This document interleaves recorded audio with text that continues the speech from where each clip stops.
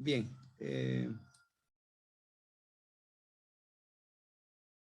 el campo de la ciencia de la computación vamos a encontrarnos con que muchos autores dicen que la ciencia de la computación es el estudio de los algoritmos. Sin embargo, no se hace referencia a la palabra dato. Más se abocan a estudiar los algoritmos, ¿ya? Su comportamiento, su optimización y otros aspectos más de los algoritmos. Entonces, si el computador es considerado como un medio y su fin, el algoritmo es el medio para la transformación, pero la transformación de datos es el objetivo. Es decir, el algoritmo es el medio para transformar los datos en información, cualquier dato que sea. Y es muy frecuente definir un computador como una máquina que procesa datos, es decir, datos crudos son ingresados y se utiliza un algoritmo para transformarlos en datos refinados o en información.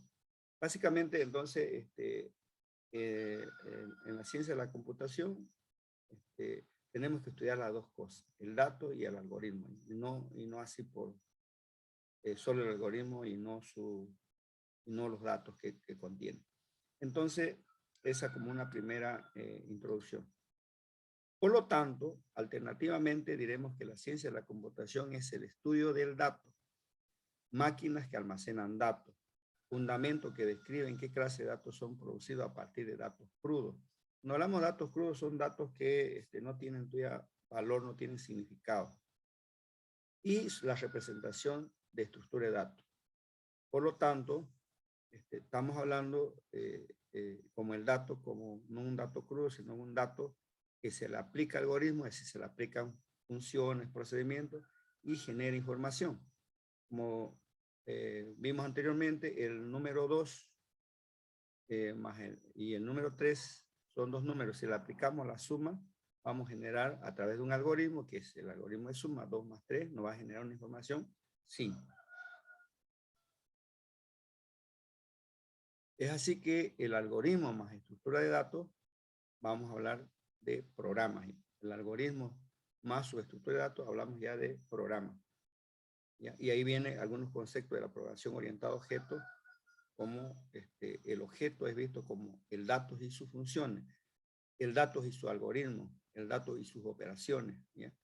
En la programación orientada a objetos, a esta unión de datos y funciones se le llama encapsulamiento de datos. Eso ya lo conocen en la programación orientada a objetos. Es decir, que en la ciencia de la computación puede ser definida como el estudio del dato, su representación y transformación mediante computadores digitales. Sería ya otra definición de la ciencia de la computación, ¿no? Es el estudio del dato, o sea, hay que estudiarlo, hay que analizar el dato, su representación, cómo vamos a representar esto en la computadora y su transformación mediante computadores digitales o mediante algoritmos, ¿ya?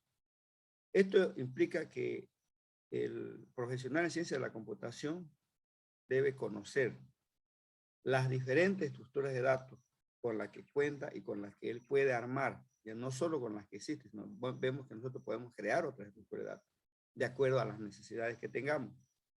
Las operaciones que operan sobre las mismas, tenemos que tener definida qué operaciones se va a aplicar sobre ese dato y de qué manera se las puede representar en el computador.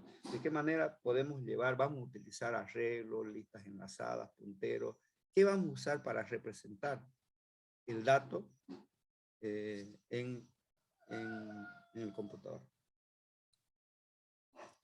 Esto implica que el profesional de ciencia de la computación debe dominar dos técnicas. La habilidad para representar las diferentes formas de datos y la habilidad para analizar los algoritmos que operan sobre los datos. Dos aspectos se le piden.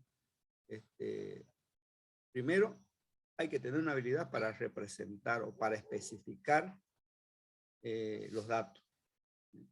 Y la otra es la habilidad para desarrollar e implementar algoritmos que operan sobre esos datos, sobre esas funciones.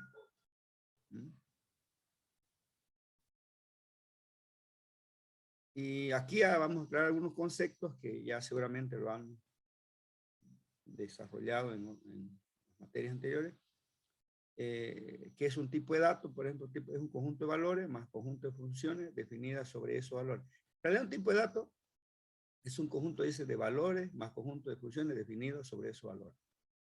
¿Qué es un tipo abstracto de datos? Es una colección de valores y operaciones definidas mediante una especificación independiente de cualquier representación. En otras palabras, el tipo de dato ya está programado, ya está por usarlo. Sin embargo, el tipo abstracto de datos nosotros tenemos que especificarlo independiente de cualquier representación, es decir, independiente si vamos a usar arreglos, vuelvo a repetir, pilas, variables, no sabemos qué vamos a hacer. Es independiente, es una colección de valores y operaciones definida mediante una especificación independiente de cualquier representación. La estructura de datos es una colección de variables interconectadas de forma diversa para dar servicio al TAD que se implementa. Entonces es una colección, dice, de variables interconectadas de forma diversa para dar servicio al TAD que se implementa. Una estructura de datos entonces ya es cuando la tenemos implementada en un sistema computacional. Otro aspecto importante es la abstracción, y eso es lo que ustedes tienen que manejar mucho, la abstracción. Es eliminar lo irrelevante y quedarnos con lo realmente importante. Por eso se llaman tipo abstracto de datos, porque tienen que manejar este concepto de abstracción. Y abstraer es eliminar lo irrelevante y quedarnos con lo que es realmente importante. Es decir, podemos nosotros tener un tipo abstracto de datos, fecha, por ejemplo, y solo poner la función y los datos que nos interesa para solucionar un problema y no así desplayarnos con todas las operaciones que ni siquiera la vamos a utilizar más adelante. Entonces vamos a concentrarnos en lo que es relevante, ¿ya? Y lo que es importante, eso es abstraer. ¿Y qué es lo importante? En cada parte del trabajo puede serlo cosas, en cada parte del trabajo puede ser cosas distintas, dependiendo del problema.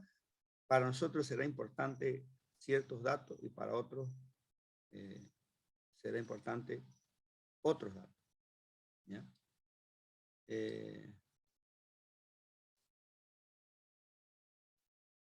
Para llevar a cabo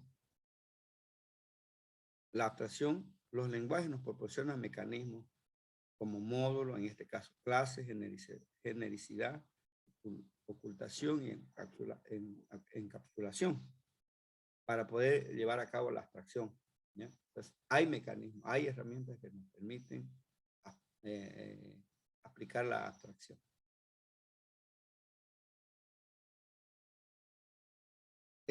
Ahora vamos a ir definiendo qué es un tipo abstracto de datos.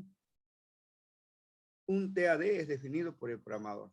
Eso es importante. Los tipos abstractos de datos son definidos por el programador. Es decir, son tipos de datos que no están en el lenguaje de programación. Nosotros lo estamos construyendo para solucionar algún problema de la vida real. Y están conformados por estructura de datos, por los datos, y operaciones, funciones y procedimientos que se realizan sobre estos datos. Nosotros tenemos que definir qué datos vamos a manejar y qué operaciones se van a aplicar sobre estos datos para cualquier TAD que nosotros queramos se quiera implementar.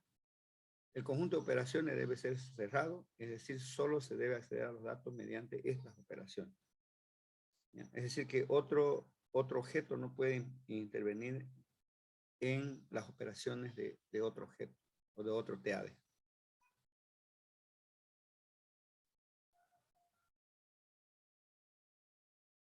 Un TAD se compone de dos partes. La interfaz, se declaran los datos y sus operaciones, y la implementación que contiene el código fuente de las operaciones y lo mantiene oculto al usuario.